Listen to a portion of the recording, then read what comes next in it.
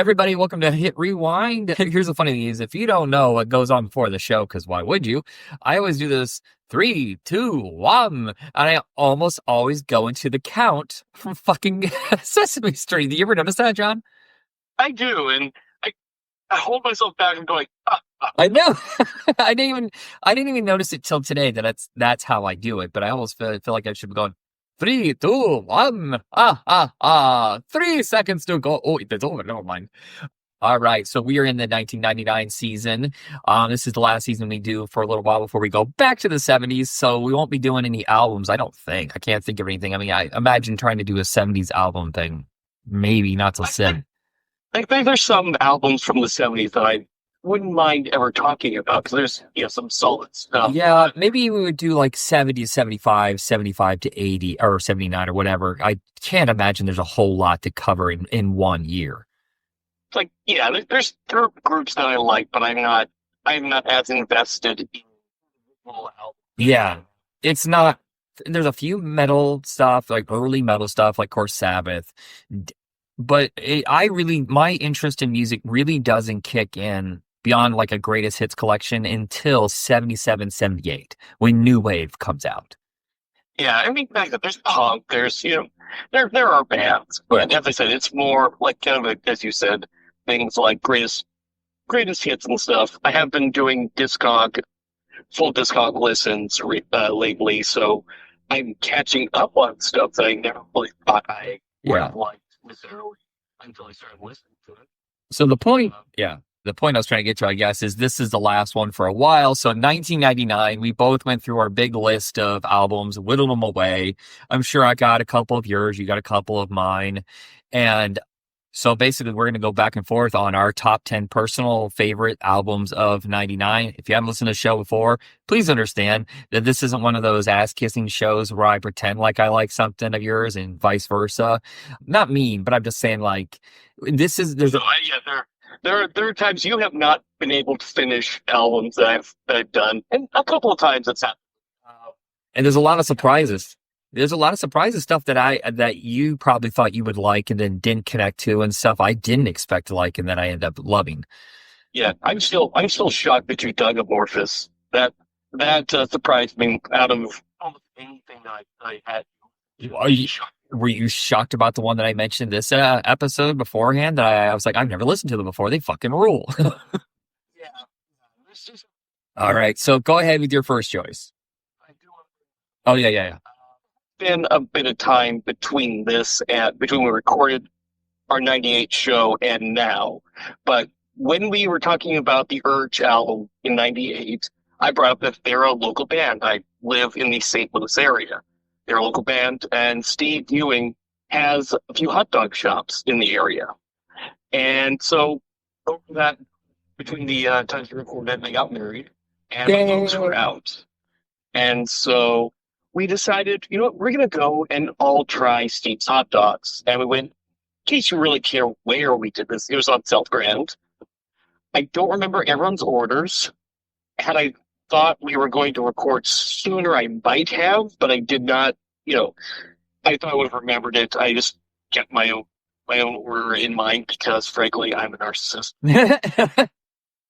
What is that? I will say it's mac and cheese, bacon, and crispy onions on. Ooh. Heck, if you guys are ever coming to St. Louis, give it a try. Yeah. It's a restaurant that I was at, had some Urge memorabilia on the walls, had like a small performance space. It was pretty good, pretty cool experience. I highly recommend. Yeah, it's funny thing is, coincidentally, I guess, I have been listening to the Urge a lot lately. Not necessarily the albums, but like playlists built around them on Spotify. God, I just missed it. Like I said, it's the only band I've ever seen twice. Not intentionally, though. That's the weirdest thing is I went to see other bands and they just happened to be with them. But God, they're a hell of a show. Yeah, they've performed recently and I unfortunately missed it and I'm annoyed because I've watched YouTube clips of them and they definitely look like a lot of fun. Yeah. I would like to see them. But all right, first album of my list is Biohazard's New World Order. Fucking shocked. I love this album. It's rad. Yeah, and that's the thing. There seems to be this thing about bands, especially heavy metal bands from New York, and liking them. Because, it's like Biohazard, Anthrax. These are bands that have like a blend of punk, thrash metal, and then this dash of hip hop, and occasionally bringing in, hip hop artists to guest on them. Like, well, hell, in the case of this, in the case of Biohazard, they worked with Onyx, for a couple of songs. Like they did a remix, quote unquote, of Slam. They did Judgment Night with them. Oh yeah, yeah. That's the funny is I didn't realize until halfway through the album I was like, wait a minute, I know this voice, and then I had to look him up, and I was like, oh shit, I've heard that soundtrack 1,000 times.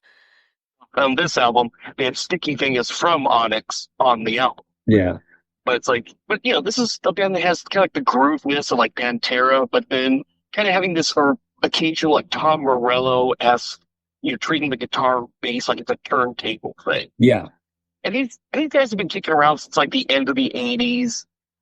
They've had up until like this point, they've had like 4 albums, 3 of which were really good. And then they dropped this, which personally, I think this is their best album.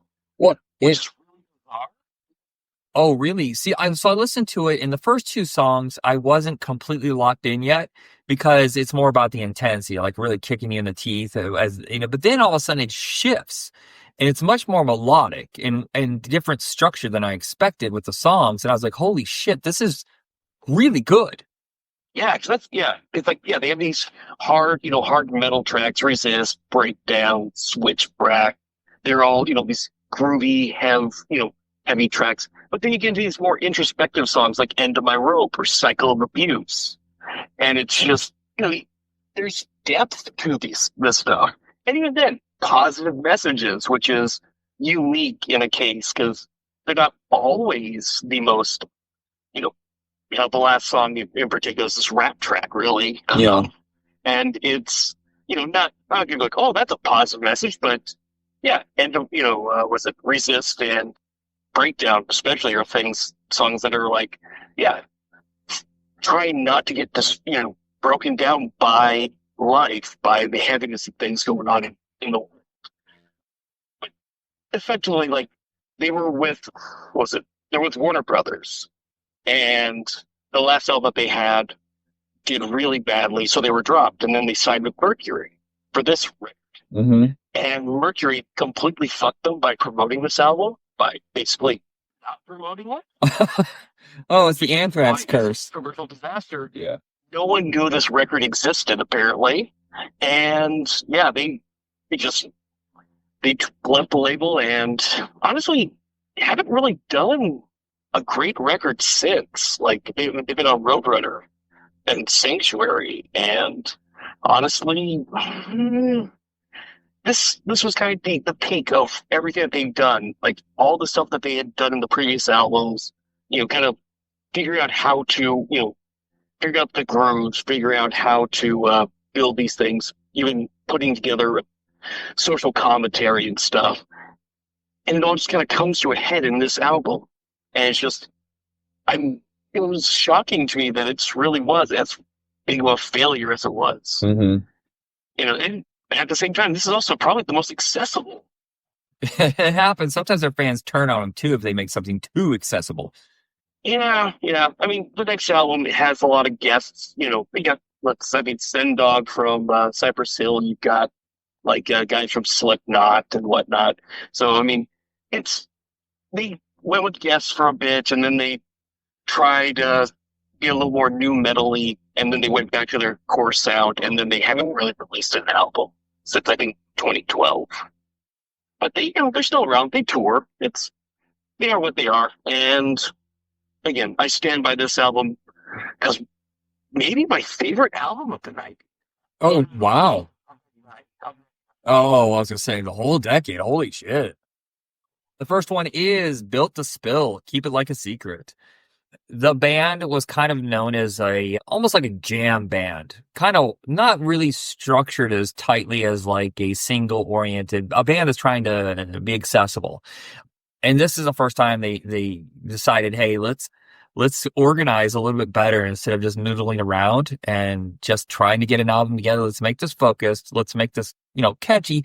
And he says, yes, I understand that I was playing into some cliches of how classic song structure works, but I kind of think they make it their own. I feel like a lot of emo bands that came after them, not really emo, but like, Apples in Stereo and the fuck, why can't I think of the God damn it. The one that always confuses Apples in Stereo. Fuck me in the ear. Yeah, you're talking about bands that I do not like. Okay. Well, They're so I'm gonna guess you probably didn't like this. honestly no. Okay. I had never heard of this band, and I will say this: I did listen to the whole thing. I went through the whole album. Hmm. I found that the guy's vocals, he was really, which is kind of funny because I consider some of the bands I listen to. I find this guy's vocals way too high pitched and abrasive, Okay.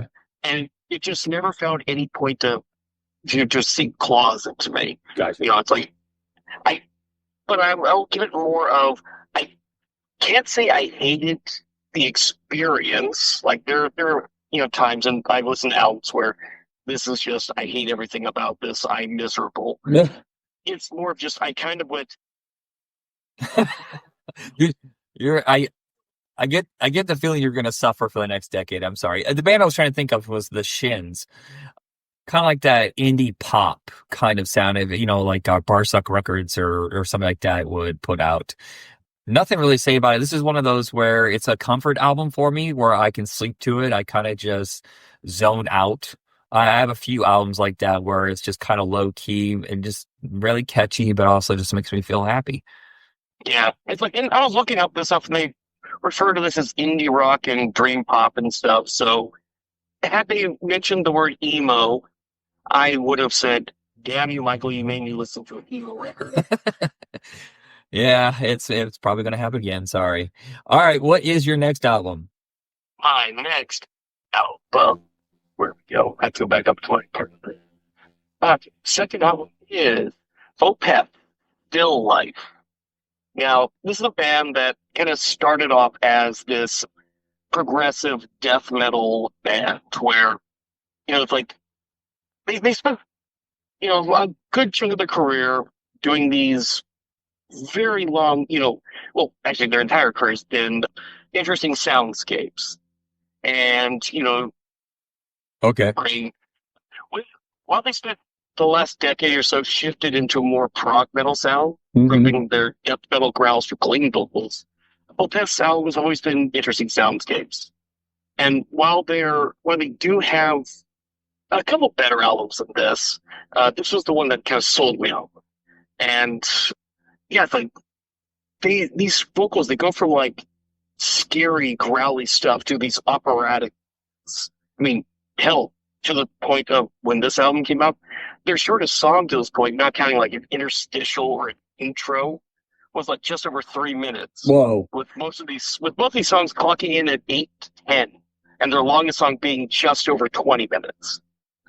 So I mean, this was not like the usual stuff I was listening to at the time, but really, because a friend of mine had been showing me this stuff since pretty much they dropped, and this was the album that really hit it for me, where I really understood it and went, "Holy crap, this is amazing!" Like the opening track, "The More," is this 11.5 minute roller coaster of emotions, and it's it just damn. Now here's the part where you tell me to show it. I love the instrumentals. His voice just put me off. So, Yeah, as I said, they've gotten more into prog metal at this point. Although the last album they just dropped brought back the death metal vocals, but in case this album is a concept album of about a man who's been banished from his home because he doesn't share the faith of the people there. okay. And when he returns years later, he comes across an old flame and they fall in love. Bad things begin to happen, and the protagonist is seen as being the cause of it all because he's a heretic to everybody. The woman that he loves is murdered, so he goes on a rampage, and he's caught and executed. Where then he meets his love in the afterlife. And the album is beautiful, it's tragic, and I sound like a 13-year-old goth kid saying that. It's okay. Yeah, it is true. I gave you albums that a 13-year-old would have liked. So, hey. But yeah, it's definitely an interesting one. If you want to hear something that's technically better, let's see, probably like Heritage or Sorceress might be a little bit more. Those are a little more on the prog metal side of things. What is your next album? Ben Folds 5, final album together, at least I think. The biography of Reinhold Messner. I've always been curious about who Reinhold Messner is, and they tell you, I'm never sure if they're telling the truth. Apparently, he was the first guy to climb Mount Everest by himself. With no witnesses, so I have no idea if that's true. I feel like they're just fucking with us. A commercial flop compared to the first two albums, even though I think it's their best album. I think that it's more complex and a little darker and deeper than the previous two. Yes, I get Brick. Brick is the abortion song that was a huge hit for them. That's pretty fucking dark. But that was just one song, the whole album. I feel like there's something going on with him personally where and I think there's a reason why the band broke up, is there's something kind of going on subconsciously where either he was dealing with depression or some dark element of his life that he really puts into this album. There is a couple of goofy fun songs. Army and Your Redneck Past are probably the most lighthearted ones, but I really think this is one of those another one where it's a very comfort album for me. For some reason, I remember driving around delivering pizzas, listening to this album like crazy. I'm gonna guess it's probably not your jam, but Don't know. It's interesting. I will give it this. It was an interesting album to listen to. yeah. It's jazzy as hell, and that's something I respond to positively. So there's like regrets and Don't Change Your Plans. Yeah, Don't Change Your Plans is such a bouncy kind of structurally, but the way that it's presented, it feels like he's hurting while he's presenting it to us. yeah, it's hard for me to truly say. Like regrets really was a song I really connected with. So Yeah. I don't know if I liked it or not, Yeah. but I will definitely sit there and go, I was not bored. Point.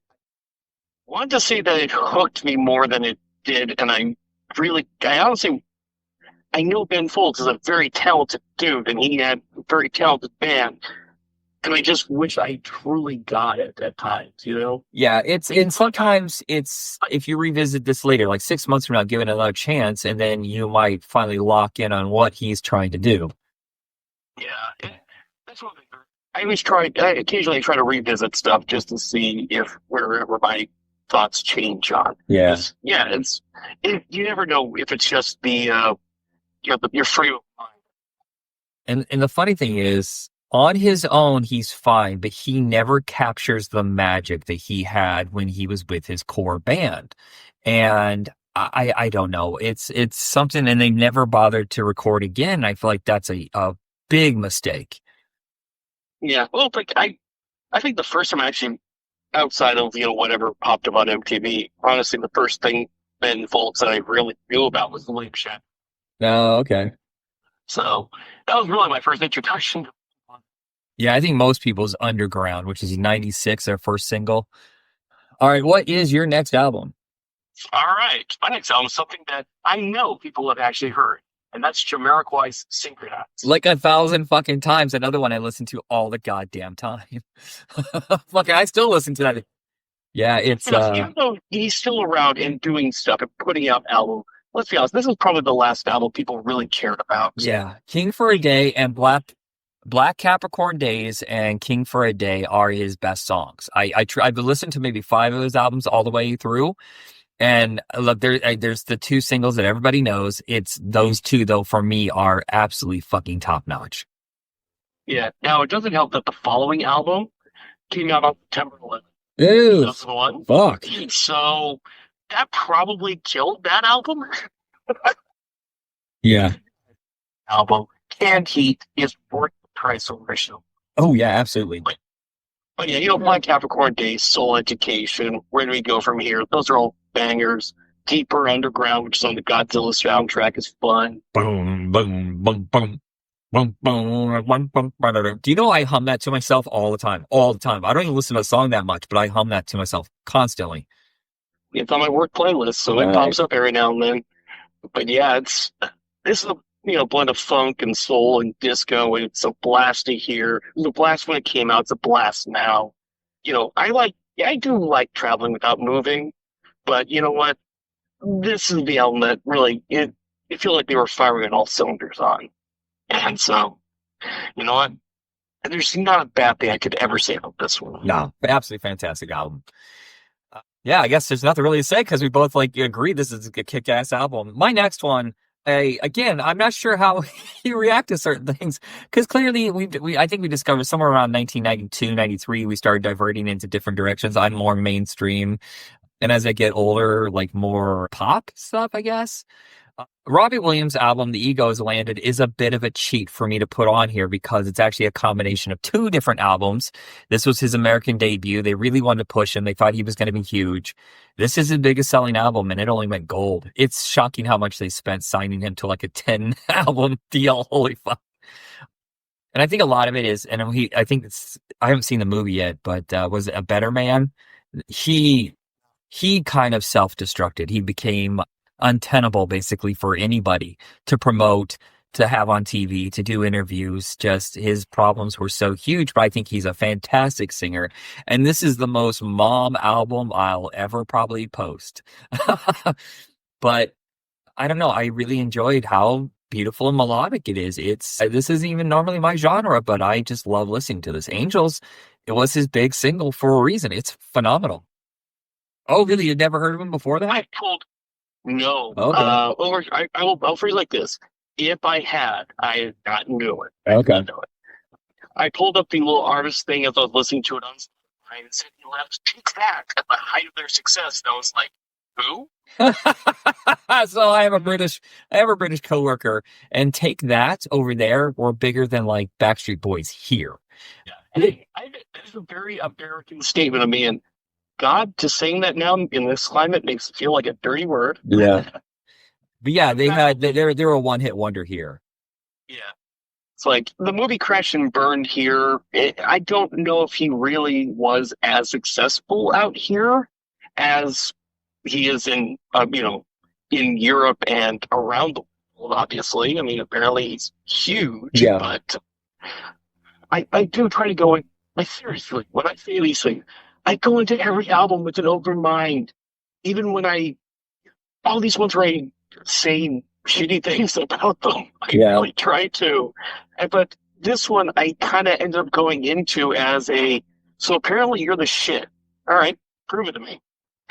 Honestly, you fucking failed. Okay. I mean, yeah, funny because you're right. This is a greatest hits collection. These are supposed to be like the best song that he and Capitol Records felt were going to build an audience here. And here's, I guess, where the backhanded praise comes from. Mm-hmm. It's not bad. Bad. I just kind of found it's generic. Oh, like, yeah, it is a time capsule. Yeah, like maybe if I had actually heard this at the time, like genuinely heard it, so maybe I would have had nostalgic feelings for it, and maybe it's like maybe if I didn't like it, like say, oh god, Jacob Dylan's band. Why can't I think of the name? Wallflowers. Wallflowers. Like going back to the Wallflowers and being like, I didn't like it at the time, but then nostalgia allowed me to go back and re-listen to it and go, oh, you know what? I kind of like that. Or the Goo Goo Dolls, which I now like. Maybe I could have done that. Okay. But and he's in a good voice. I can't deny that. He has a good voice.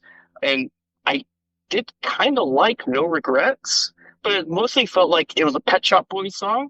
And it's mainly because Neil Tennant does backing vocals on it. Oh, so it feels like a Pet Shop Boys song. So, that doesn't help that personally I think a better singer is doing vocals on a song that is a little different than all the other stuff on the album.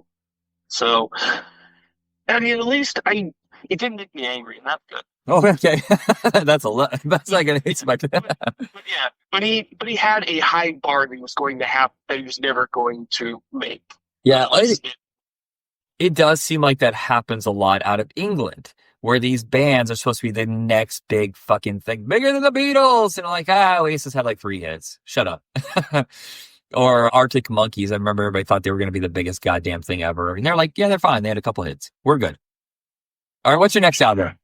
My next album is Controlled 9. Very interesting album. It's not what I expected. And this is the one that's a double album, right? Wait, no. No, no. This is we had actually covered the guitarist, a guy named Chuck Childers, his other band, Death, in 2 previous episodes. Okay, yeah. That was a death metal band. And as they kind of went along, they started incorporating more melodic and progressive metal elements. Uh-huh. This was his next logical step. And he would have loved to have actually sung on this album, but he knew his voice wasn't up to scratch. And so he was sitting there dreaming, the people he's dreaming, like he would love to have had Dio or Rob Halford on this album. And actually, Rob Halford was apparently in the running. Oh, wow. And you probably don't know, but World Dane of Nevermore, he almost had the job. And that would have been interesting to hear. But scheduling issues and all that. And it went up to this band, guy named Tim Amer from a band called Pharaoh. And ultimately, he tried to put together a separate band for this. And it kind of ended up just becoming the players from the final incarnation of his band, Death, doing the music on this. And it's kind of power metal meets prog metal, but with a little touch of death in it. There's definitely an overall different feeling than the stuff that he wrote for his death metal band. But you got like Expect the Unexpected. It is pretty much a death song, honestly. Consumer and What If, bangers. You got some fancy guitar work on When the Link Becomes Missing. It's kind of I don't want to say it's a fun album, but it is kind of a fun album. Yeah, sometimes I have a bad reaction to some of the metal albums, and I was like, just chilling, just listening to this. I mean, not that it's laid back by any means, but it's one of those where you can lock in and just groove with. Yeah, and it's kind of a shame because this was Chuck's his final album. Oh. He recorded stuff that was going to be for a follow-up. Yeah. But in the time he had been diagnosed with cancer, apparently having a tumor inside of himself since childhood. Oh my God. And while this diagnosis and the treatments, he was actually going to be a part of, I don't know if you ever heard it, but Dave Grohl's little thing, Probot. That sounds slightly familiar. Probot was where Dave Grohl decided to work with a whole bunch of different metal bands that he liked. Okay. So you have like Lemmy and Kronos from Venom, and all kinds of people. Huh. And he was supposed to be part of that too. And, he unfortunately couldn't because he was going through cancer treatments. And he started pushing himself to get the second album done, but only 4 tracks were ever really fully completed. And he ended up on this compilation called Zero Tolerance. Unfortunately, like I said, he passed away in like 2001. And it's really a shame because the dude was super, super talented. Like, things that, I know you never really connected to the death stuff, but there's a lot of stuff in there where you start listening to it and you just kind of go, this is far more complex than a band who started off with songs like Evil Dead on an album called Scream Bloody. Going, holy crap, this is maybe not Frank Zappa level, or Bendicor, or Van Halen, level stuff. But it's like, dude, this guy knew how to play, and knew how to use this stuff effectively. And it's just, it would have been more interesting to hear more Controlled Denied stuff, because I think that might have actually broken him out into the mainstream. All right, my next one is, what's that? Smash Mouth, Astro Lounge.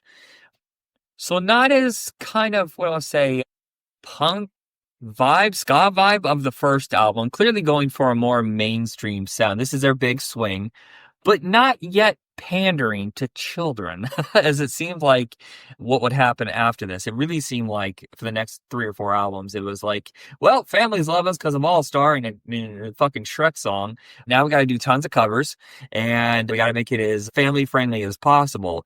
This is probably their most mainstream, most successful album. A lot of it is All Star. And if you hate All Star, look, I can see you getting tired of All Star. I can see you getting tired of it, but you got to know what a fun, happy song that is. I didn't realize until just now that Steve Harwell, the lead singer, did not write really any of these songs. It's all Greg Camp. So I'm interested. He left the band in 2008 and formed a new band, which I'm going to look into because I think he is the reason why the band was popular in any way whatsoever is because of his song structure. And I think pretty much every song in this is pretty damn catchy. Who's There is the, where they kick off is kind of like a warm up, get a vibe going. Digging Your Scene, All Star Chorus, Then the Morning Comes was their other hit from this. Come On, Come On, and the cover of Can't Get Enough of You Baby, which I can't remember who the original singer is.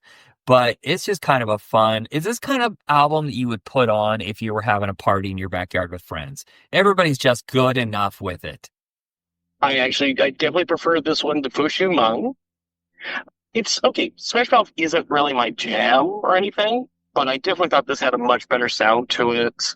And yes, it's a far more accessible album. It's far more mainstream. It's like, I don't have a ton to say necessarily. All Star, obviously, huge hit. Yeah. But yeah, I actually kind of like this one. I kind of had a good time. It I was kind of surprised at how much I enjoyed this more than I thought it was going to. At the end of the day, really, I was kind of going into this going, you know what? I like a couple of songs off this. I probably will, it'll. I was kind of expecting it to be like a net zero for me, and it was much more than that. It really feels like it's a snobby thing. It's just, oh, kids like this. Fuck this. Fun, and sometimes that's all it needs to be. It's just fun. Yeah. All right. What is your next album? All right, Dark Tranquillity's Projector. Dark Tranquillity is one of the pioneers of the Gothenburg Swedish death metal, melodic death metal sound, and this is the album that really kind of solidified their particular sound and would carry them into the present. Because they're a little more straightforward death metal at the start, and then brought in these little more melodic elements as they progressed. But this also brought in a little more gothic sound. Put a little more emphasis on clean vocals and these light electronics and string elements. It's a particularly thrashy. Yes, there's heavy and fast stuff. There's some groove to it. Yeah. But it's a little more somber, introspective tone to it. Yeah, I was actually kind of surprised that, sometimes, like I said, it's a catch-all, like, ooh, is this going to be good or bad? And I kind of nervous at first. And then I got 3 or 4 songs into it. I was like, yeah, all right, I'm good. I'm actually kind of surprised. Yeah, it does help that therein, the first song starts with this little piano bit. Yeah. That, it sets a tone and the album maintains that tone. Undue Control has a male and female vocal blend that works really well because it's predominantly female vocals. And then through the chorus is where Michael Stein's voice comes in and he's growling stuff. Yeah. I feel like it kind of lays the groundwork for some of the new metal stuff that would happen in a couple years. This feels like it's influential to that style. Yeah, that surprised it's a very surprising thing that the bands of the melodic death metal side of things never got as big as you would think they would be, considering how they're kind of the traditional death metal sound, but then stuff like Iron Maiden things. They kind of the incorporation of these two sounds, plus then a lot of these bands also brought in the electronics, so you get a little more structure and tone to everything they did. And yeah, this is they bring in the electronics. The next album really overdoes the electronics a bit. And then after that, they tone it back, and that's really where everything hits on all cylinders and becomes the best, truly the best sound. But this is the first album of theirs that I'd heard. It really did kind of set the bar for everything they did. And honestly, even their older stuff that's a little more heavier and stuff Yeah. still has some amazing stuff in it. Like the Minds, does it? The Gallery is an album that I believe works as a whole. You just put it on the background and just listen to it because it's hard to find like a single from that, but you listen to it as a whole and it's a singular piece of work. But yeah, this one is a beautiful melancholic album, but I think it's great. What is up for you? All right, Red Hot Chili Peppers, Californication. It's been a few years since One Hot Minute. It's been One Hot Minute since One Hot Minute. John Frusciante is finally back, who is my favorite guitarist of all time. And no one even knows who the fuck that is, basically, unless you're a hardcore Red Hot Chili Peppers fan. They're producing now with Rick Rubin. And, One Hot Minute is a good album, but this is their fucking comeback. This is the one that actually, for a moment, I was sick of that goddamn video, that CGI bullshit video, Californication. It's not even close to being the best song on there. Other Side, Around the World. I like Dirt. It's such a stupid, fun little song, but I love it anyway. And getting rid of Dave Navarro, I think, brought them back to the original funk feel, that they had before that. So while they do have the big, the blockbuster audience pleasing hits like Scar Tissue and stuff like that, there's still some thrown in like old school funk, which I love their 80s stuff, which no one really talks about. What's funny is, yeah, this is the album that definitely got me to care about Chili Peppers again. I think some of the singles are some of their best songs, like of their entire discography. Mm-hmm. But what's kind of funny is in re-listening to it, I've never thought about this, but I've actually had nostalgia work in reverse this time. And I actually kind of like this album less. Oh, okay. Yeah, I don't love it. There was, I saw the cracks in it in some of these songs, but it's weird because and also because we had been listening to the other, like their older stuff. So there's kind of how this is more like a radio friendly album. Yeah, well, it does feel like a band that's pulled in two different directions by getting Frusciante back and trying to recapture their old sound, but also understanding that they're never going to be the same after Blood, Sugar, Sex, Magic. That was recorded without them knowing it was going to be such a massive hit. They had no idea it was going to sell, like 8 million copies or something at the time. So that's why One Hot Minute feels a little more shaky, a little more pandering to trying to sell as much as possible. And this one also is pulled in two different directions. They feel like they want to recapture that magic, but at the same time, like, well, we got to keep pushing forward. That is the only weakness I really see in this album. Yeah, it is a album that feels in a part feels like it is. We want to be big. We want to sell things. We want to make up for. Yeah. Oh, and I think the last one only sold 2 million copies or something like that. So going from 8 to 2, and then they probably were like, well, if we don't really hit it big this time, we could be just going gold and we're done. The reason why John Frusciante left was because of not only his heroin addiction, but he was terrified of being that big. And so he disappeared. He got rehabilitated. So, he's different on this album. But immediately after this is he goes on a spree of recording very low budget independent albums. He's doing like 2 to 3 a year. I really only lock in for the first one to record Water for only 10 days, which will come up in a couple years here. But he is working out his demons there. Very personal, restrained, kind of like not trying to go for big epic hits. He's just making these songs that matter to him. I think that's how he became. He could reconcile the fact that he was in a massive band that played stadiums. Yeah, definitely. I'm glad that this record did as well as it did because then you get a bunch of really good albums after this. Yeah. But they also do kind of have more of this sound than it did like the raw intensity of their previous stuff, which is a shame. But at the same time, they're old. Yeah, that's true. You can't keep funking it out, can you? Yeah, there's a point where it's like you hit that wall and you either have to become, you know, dad music, or else give it up. Yeah. All right, what is next for you? All right, Power Man 5000. I had this album. I forgot I had this album, and I listened to it a lot, and all of a sudden it just started kicking. I was like, wait, I know this one. Holy shit, I know this one too. What the fuck did I? It's either that or I borrowed it from someone else, and like, you know how you would sometimes just get a cassette and record their CD and walk around with it, pop it in your car. It might have been one of those things. I feel like that and Static X I listened to a lot around this time. I know this album back to front so well. I heard it, I listened to it so much. You know, this fronted by Rob Zombie's younger brother, Yeah, and Spider One. God, the Cummings family sure have weird names for their kids, don't yeah, they're probably like Doug and Gary. I have no idea. they? But this was their breakout album, which makes sense because, you know, it's like they had with what Rob Zombie, you know, slash White Zombie was doing, with, where he's getting bad horror film references in his music. They went with putting a whole bunch of bad sci-fi. Yeah, it is weird that they're a one hit wonder. They really were very good. I want to know what happened. Just what happened to them after this? What could they not capture his brother's magic?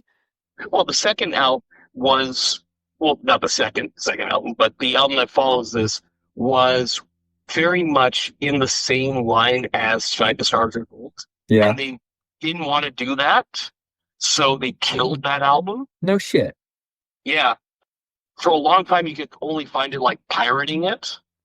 Not that I would know anything about that. And it's now like I think they released it digitally at one point. I think that's why you can now find it on Spotify and stuff. But they went like flat out new Oh, okay. only within like the last couple of albums. They've gone back to the sound that kind of built them up, and they're now doing a little bit more of this kind of industrial type sound. Gotcha. But yeah, this thing, you know, when when worlds collide, supernova goes pop, nobody's real. Some huge singles. But I mean, like Operate Annihilate, Blast Off to Nowhere, which has Rob Zombie on it. The Type of Stars Reborn. Fun songs. This is fun. It's like if very much is if you like White Zombie or Rob Zombie, you will like this album 100%. Mhm. Not for you. Our Lady Peace, happiness is not a fish that you can catch. It's funny how huge they are in Canada, of course, going like triple, quadruple platinum, and they just like usually go gold here. But they're very consistent. They have such a like strong, but like low key, like no one really talks about fan following. I love Our Lady Peace. It's one of my favorite bands. I'm gonna say this is not their most accessible, but there's some songs on this that just fucking hit so hard, and I absolutely adore it. Like One Man Army. I mean, come on, that is their big single from this for a reason. But there's like Seven Night Is Anybody Home and stuff like that that really just kind of another one of those where I can just sit and jam to it and kind of lose myself in the album. Now it's like, okay, I don't remember what my reaction was because I know we did another one of their albums. Yeah, you said that you liked it, you didn't love it, but you're interested in seeing what they do after this. Kind of put it, I'm a little more I'm still kind of lukewarm on them then. But I did read the wiki about this and where they wanted to challenge their listeners instead of being derivative. Yeah. Well, and there was you saw the whole thing about Smashing Pumpkins, right? Yeah. Yeah, that's they don't. I don't think they're anything like Smashing Pumpkins. Well, does he have a similar kind of voice? Maybe, but they're structurally not designed in the same way at all. Yeah. I I don't know because I'm listening through 2025 years and not 1999 years. I don't necessarily know if I would have said that this is like a challenging album. But Yeah. Well, and here's the thing. So the first two were big pop hits, even though I don't say it's pop by any means, but they're starting to move a little more towards progressive alternative, I guess, if that's a thing. Their next one is a concept album called Spiritual Machines, which was a flop in America, but is widely considered their best album. And then they got nervous. And so their 2002 album, Gravity, is the one they're swinging big for all the album sales, trying to get their songs into movies and stuff like that. And then they realized they had sold their soul. And while I love the album, I could see that they'd completely changed their sound. So they went back to doing more progressive stuff. okay, that's yeah. It's just it's just kind of like I could probably put this on in the background and you'll fade. You'll just fade into it. There's nothing. There was nothing that struck me, but nothing that turned me off either. Yeah. I just did not find it again. Reading while listening to it, just kind of going. This isn't challenging. I mean, challenging would be you doing Tool. Yeah, I think the truth is that they were trying to challenge themselves and trying to sell that concept to the audience. Like, hey, you better accept this new version of us or you're fucking dorks. I think probably the next one will be your peak interest with them and then it's going to fade away. Oh, All right, what is your next album? okay, my next album is FF Doom's Operation Doomsday. I am And I wish I knew who introduced me to MF Doom. I thought I could think it might have been my friend Lauren, could have been my friend Russell, could have been my dude Julius. I don't know, but whoever did, thank you for introducing me to yeah. He's not there yet for me. I think it's going to take another album or two. I think, what is it? Food is after this. I think that's the one that I was like, okay, I get it. I've never really gotten his flow, but I love his song design. I love his lyrics. And did you listen to KMD? Yeah. Okay. So you can see, like, he sounds completely different, right? Yeah, yeah. But there's also, I mean, there's all what the whole story behind it. Yeah, yeah, yeah. Well, I mean, his brother died, I think, right after the second album was done, but then it got shelved and didn't get released for like another 20 years or something. And then he kind of disappeared for a while and then basically threw away his name and style and, reborn with a mask on stage or whatever and became MF Doom. Yeah, that's the thing is like, I'll be honest, I hadn't really jumped into the KMD stuff before, we started doing, even like this, like listening to this album and Yeah. stuff. I would, honestly, had I been listening to that, I thought it actually better. Yeah, well, I told you, I was so upset that I discovered it after we did the episode because they always mention KMD on the Third Base album. It was produced by MC Search and it has kind of a similar, sound. And I was like, holy shit, this is a fucking great album. God damn it, I missed it by like, I think I discovered it when we were in the middle of the 93 or 94 episode. Yeah, it's remarkable, and I mean, even then, the second album, Black Bastards, which that's real. I also get why Electro wouldn't want to put it out because that cover Yeah. with the Sambo character being hung in, they could have, would make someone a bit nervous. yeah, but I mean, like, we're in age, by that point, we have Rage Against the Machine burning a guy on the fucking front. I mean, I think people were okay. That's also that is a well-known thing, and that's a well-known picture. Whereas this, well, it by design was meant to, Confrontational. Yeah.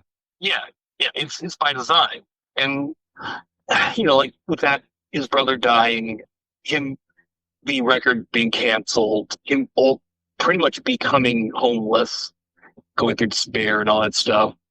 It's all, considering all the tragedy that precedes this album, Yeah. it's kind of surprising at how fun this album is. Like you think, someone who's gone through all this stuff and would maybe make something that is either super confrontational or something that kind of like is a purge. Yeah. Well, I mean, he taps into a lot of what made him and his brother happy as children. There's throughout the years, there's a lot of cartoon, comic book, movie kind of references throughout all of his albums where, so he didn't get stuck in a particular popular genre at that moment. He was his own thing. Yeah, and like I said, with this album, it's got these lo-fi beats and the samples from like the '60s or maybe the '70s Fantastic cartoon and Scooby Doo. Yeah, yeah, yeah. But it's like, songs from this thing like Doomsday, Rhymes Like Dimes, Red and Gold, and actually my favorite, which is Hey.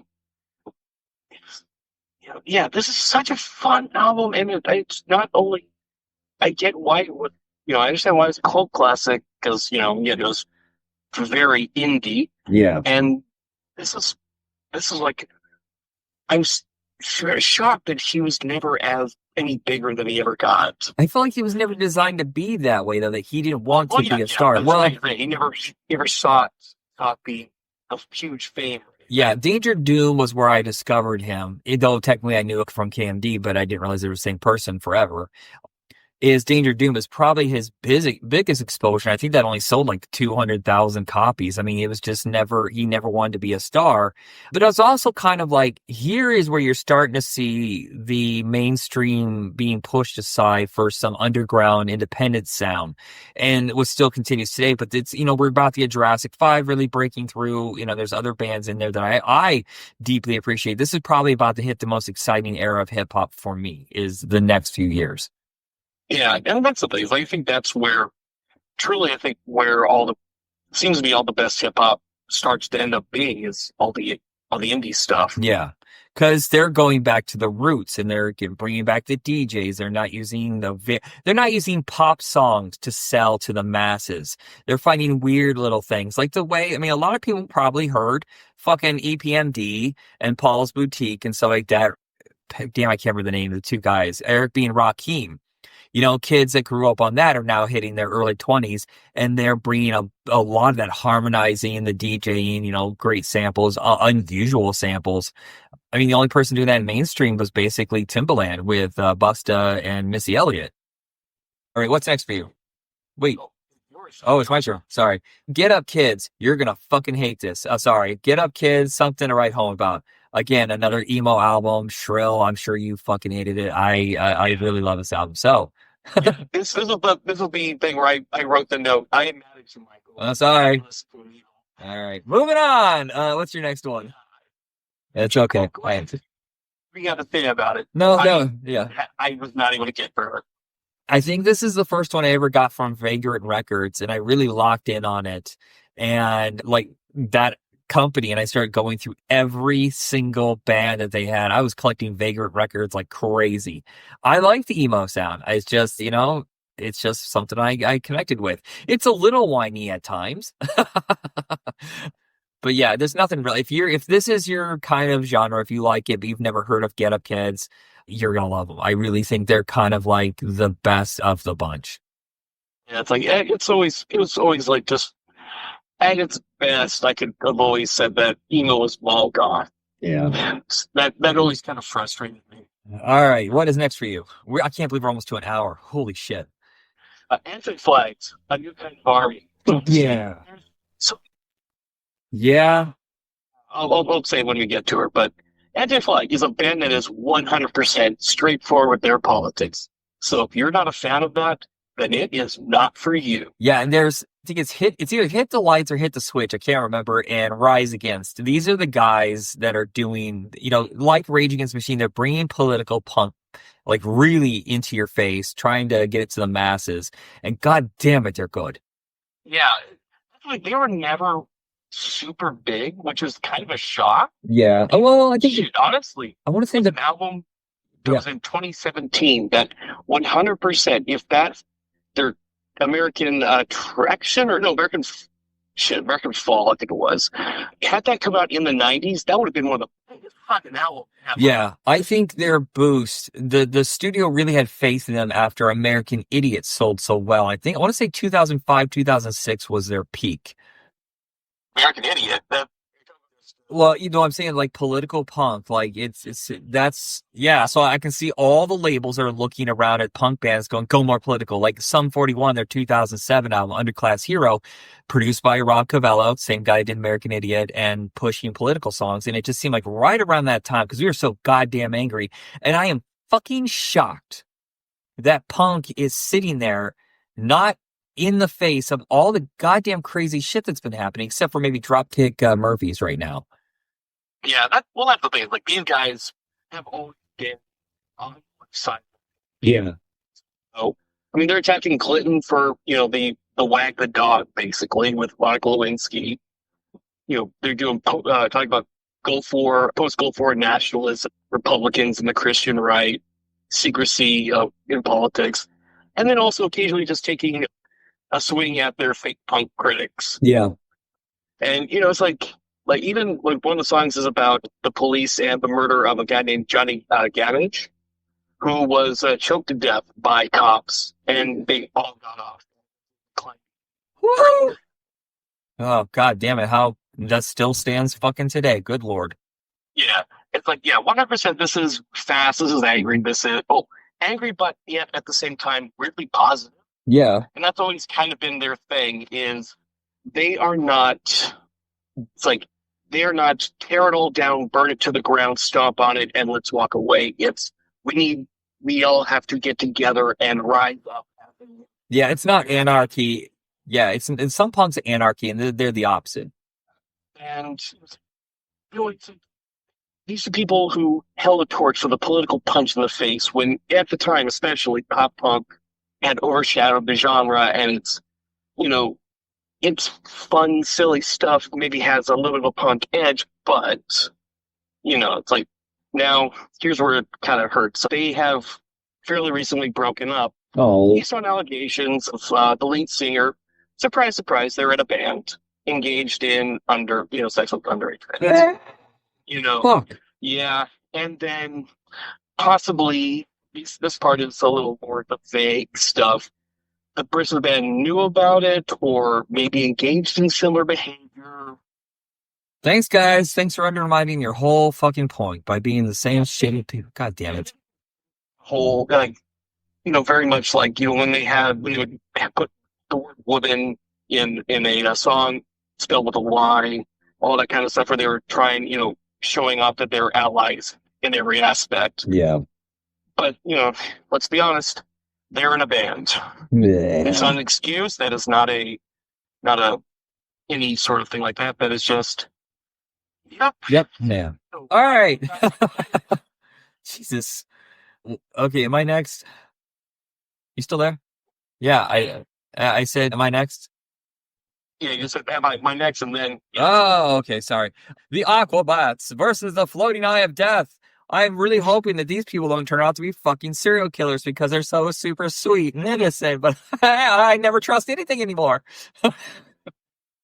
Okay, I will phrase it like this. I don't remember what I said about it. Yeah, you think you think it's too I silly. had super high opinions. Yeah. Just saying. Oh, did you now? Okay.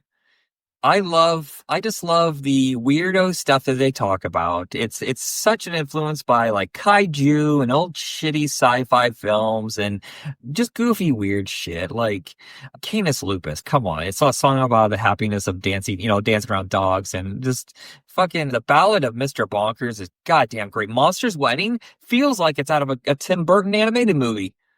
But giant robot bird head, antimatter. I was having a lot of fun with this. I did. I think it might have helped that this was listened to right after Get Up Kids. Oh, okay.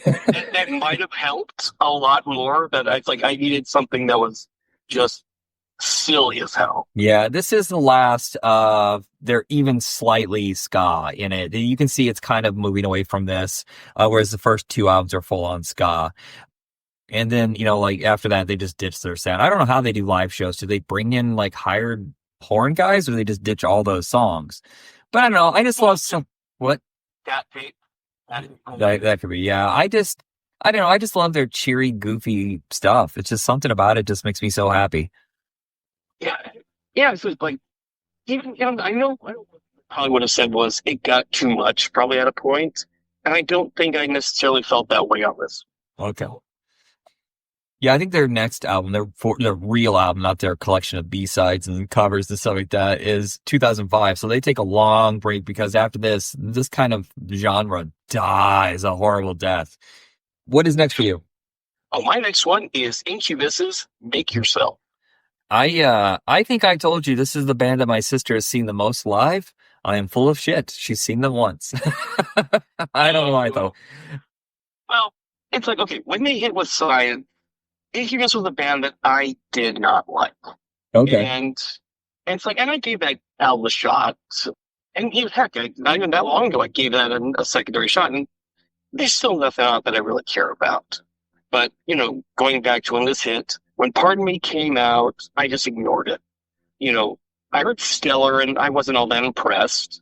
And then a little bit later, I heard a cover of it, basically, for the game Guitar Hero. Okay. I didn't hate it as much, but and then eventually Drive and Pardon Me found their way back to my ears, and I fucking love those songs. Yeah, absolutely fantastic. But then I still ignored the album. And then we started doing this show, and you kind of started me reconsidering music in some cases. And so, like last year sometime, I started giving Incubus like a full on other shot. I Okay. went down and was talking about doing the whole discography. It is very, and I think the problem with them is that they were lumped in with all the rap metal guys at the time, even though they're not that at all. They're more, if anything I could think of, maybe 311, a slight 311. That's about it though. But I thought it was a really great album, and I'm going to go back and listen to more of their stuff. Yeah, this and like a couple of the following albums are really good. But yeah, it's like that's the thing is sure, Science is a little bit more, disciplined than like Fungus Among Us was. So yeah, it's like yes, it was a little more thing, and the discipline carried on to this, but it was like not only is this focused, it's not it's really a definitive genre. It's like I refer to it as it's alternative, but it's like again that kind of covers a lot of ground. So there's a little new metal in this. There's a little funk. There's a little hip hop. A little drum and bass for God's sakes. But it's like, that's the three main singles, Drive, Pardon Me, Stellar, which are good. Nowhere Fast and I Miss You. Oh man, those are so good. This is a hell of an album. Yeah. But all right, what's up next for you? The final album from Rage Against the Machine. God damn it. No. They had the covers album. That doesn't count. I'm talking original content. Anybody can come back for a covers album. I never count those. Battle of Los Angeles. I am fucking. I cannot believe the band cannot get along long enough to put together an album like once every 5-10 years. Sweet Jesus. Zach De La Roca, where the fuck are you and why are you not pushing so goddamn hard against what's going on in the world the last, decade? Fucking crazy to me. Well, I mean, it seems like Tom Morello is really, really the guy who would kind of keep all that shit in check, really. Yeah. That's true. That's a great album, yeah. And we had, of course, Audio Slave, but not the same content by any means.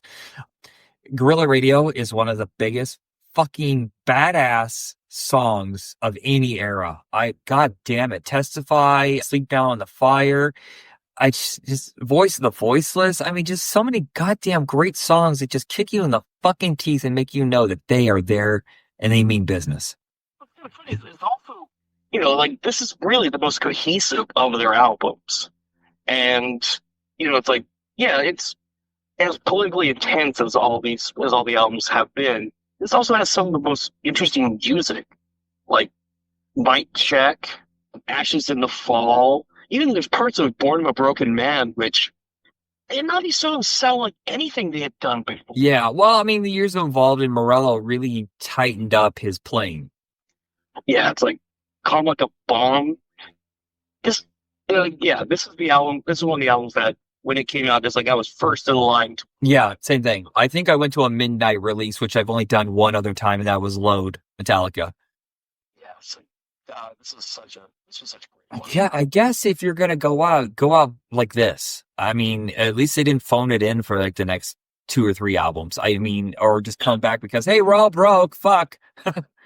Well, it's kind of thing. In a way, I almost kind of wish that they kind of had a Ministry release where, for me, the band Ministry, when they do political stuff, it always seems to be their best albums are when Republicans are in the office. Yeah. And so it's like, yeah, they have the strongest, focus for that. And like, yeah, Rage should always get together whenever there's a Republican in office to shout out some stuff about the injustice that they're doing. Mm-hmm. And then if Dem shows up and yeah, if you have something to say, go for it, not Democrats. Yeah, I guess, yeah. Well, right now, I'm so frustrated with how much of a these fucking pussies. Yeah. And and if anybody knows, I'm a pretty hardcore liberal, so I'm just frustrated right now. But I think the thing is with them gone, though, that allowed Rise Against and Any Flag and other bands to kind of step in. Yeah, it's like, if you don't have a mainstream political thing, yeah, the underground is 100% going to find a way to kick down those doors and make their voices. But I think the reason why people like Zach De La Roca and Chuck D hit so goddamn hard is because how they sing, how they present the song, a blunt fucking kick to the face over and over and over and over. I mean, they're not trying to make it presentable in a melodic way. They are hitting you as hard as they can. Yeah, and sometimes that's what you need. Yeah. You need a album. Why are there people out there who don't have, what do you call it, literary understanding, intelligence, I guess, to understand they're fucking left wing? They're not, I'm like, oh yeah, fight the powers about standing up against COVID. What the fuck are you talking about? Oh, They Live is about the Jews controlling Hollywood. Are you insane? How do you not have the ability to understand, even after they fucking tell you? It's nuts to me. Unfortunately, art can be interpreted however you want, even if the artist is shouting in your face a direct. Yeah, crazy. All right, what is your last album? Is this your last one? Yeah, I'm curious. Okay, go ahead. My last one. I'm curious. Are there any albums that didn't make your list? Oh God, I had a list at one time, but we put this together back in September, and I lost it since then. What did Yeah, you? I actually do have some because I had to remake my list, and I think this is close enough to what I had before. Okay. This is Carbon Soul, Lamb, Spirifores, In Flames, This Colony, Synergies, Beware the Heavens, Nine Inch Nails, The Fragile. Oh my God, a band I recognize. I was waiting for one I knew. Ember's Nine Equilibrium. That would have been an interesting one for you to hear. Korn's Issues. Okay, yeah, I own two of those, Korn and Nine Inch Nails. What is your final? My final one was one I had to replace because I had forgotten we had done Faithless for the '98 show because that's actually when it came out. Yeah. And they had a re-release in '99. So my final one is Metallica's S&M. Usually, I would frown on this because it's basically a greatest hit. I don't like live albums because they're just greatest hits collections, but the way that they redesigned their songs to fit with the symphony and they added stuff they've never put on an album, this is one exception I will let happen for sure. Yeah, that's the thing. I thought of, you think about that, it's like, yeah, there's reasons why I wouldn't necessarily want to do a live album or anything like that. But yeah, this is a unique thing because it's symphony and Metallica. It was actually kind of an idea that Cliff Burton came up with. Oh, wow. That was a long time ago. Damn. Yeah, he had a love of classical music and he wanted to blend it with metal. Okay. And the symphony parts are composed by a guy named Michael Kamen, who he composed the orchestral bits that are in Nothing Else Matters, and had suggested the collaboration when he finally met them in the '92 Grammys, because he didn't meet them when he recorded the song or anything. Yeah.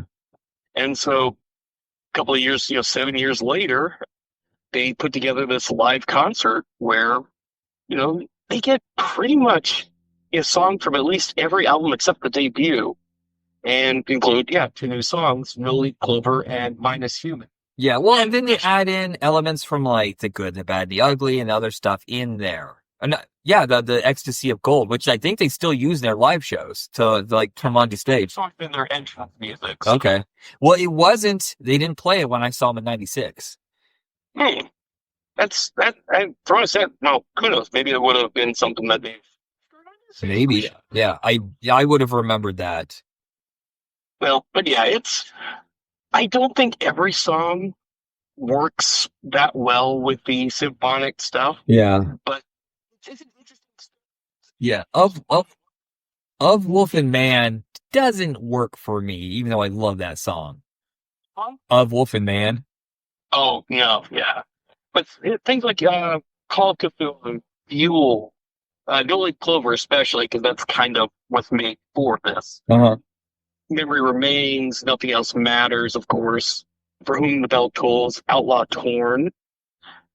It's like those things blend so well. And there was actually a follow-up concert 20 years later with the San Francisco Symphony Orchestra under Edwin Outwater and Michael Tilson. That came out a couple years ago. Yeah, so pretty sure Michael Kamen died fairly young. Yeah, he died. Yeah. He died in 2003. Yeah, okay. Unfortunately, that sucks. But I'll say this: if you like this, check out that one because that one includes stuff even from their shitty album. And they do actually manage to polish one of the turds off that album. Okay. Because of that, I think. Was that Saint Anger, right? God damn. Yeah, sure, yeah, Off Saint Anger. It's one of the songs there. Cool. All right, so my final album is Foo Fighters, Nothing Left to Lose. I almost fucked that word up. Nothing? Nothing. One that I popped. It's one of those where I had just moved to Monterey and I had my little cassette player. Yes, I understand everybody was CD players by then, or actually probably fucking, MP3 players. Still listening to my cassette where they fucking stacked at actors gets me pumped so goddamn hard. And then just flowing right to Breakout, Learn to Fly, Give Me Stitches, and it just goes and goes and goes. Not a lot of big songs after that, but it's just one of their best, like put together song for song best albums. Honestly, it's not my favorite album of theirs, but I do think it's a really good one. It's definitely a pleasant listen to because it's a lot more melodic than some of the other stuff. Yeah. But yeah, it's like Breakout and Learn to Fly are the songs I definitely know best. I do know other. I knew other songs back in the day because they were featured in like the last season or two of Daria. Yeah. Well, I mean, So so many things here. I think one of the songs was the theme to Ed. If anybody remembers the TV show Ed, there was me, myself, and Irene, the breakout video.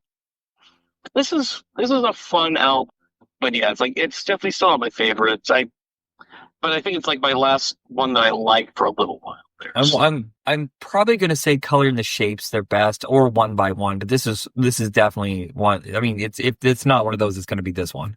Yeah, but yeah, for you, it'll always be Cowboy. Oh, okay. That is it. That's the end of our episode. I know it's fucking epic compared to normal. I mean, usually we're done by an hour, but we had something to say, even though there's a couple albums that I had nothing to say about. But that happens. Oh, there's always stories to tell one way or the other. I think it's so funny. The origins, when we started in 1980, we struggled to get 5 albums each. And then it turned into, I think a couple, like back in 95 or whatever, we're like, holy shit, how can we even get this down to 12 each? It fluctuates with time. And I get the feeling like if we were to do an album list for this year, I'd struggle back to get to 5. Well, no, I could pull one out from that. Yeah, you listen to more newer stuff, even from older artists than I do. It's hard for me to get into anything released lately. Yeah, I always have like 20 albums of my favorite stuff for my year. Yeah. All right. So we're going back to the 70s. We will try at least to put together maybe a 70 to 75, 75 to 79, something like that, or maybe every few years. Depends on what we can find, if it's enough to discuss. Yeah, it's something I will have to go back and actually look at album releases. Yeah, because we say in our head, oh, it was calm and boring, like, oh, everything's going to be Loggins and Messina, shit like that. But no, there's early punk, there's early metal, there's probably something. I bet you there's a disco album out there that I'll fucking like. Oh yeah, 100%. I know there'll be some interesting stuff like Yeah, okay, Foreigner's definitely getting in there. I grew up on Foreigner, Queen, Bowie. Shit, I didn't realize I did Thin Lizzy. But for the most part, we're going to be discussing like movies, because video games, I mean, come on. Pong. Let's talk about that every episode for the next 5 years. Son of a bitch. Our favorite pinball games. That is it, everybody. Thank you very much, John, and thank you. Yeah.